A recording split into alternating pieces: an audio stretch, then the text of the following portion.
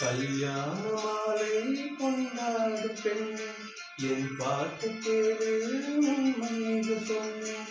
கல்யாண மாலை கொண்டாடும் பெண்ணே என் பாட்டு கேளு உண்மையை சொன்னேன். துதியோடு போலவே இனியாகும் துணையாகும் சம்சார சங்கீதமே. கல்யாண மாலை கொண்டாடும் பெண்ணே என் பாட்டு கேளு உண்மையை சொன்னேன்.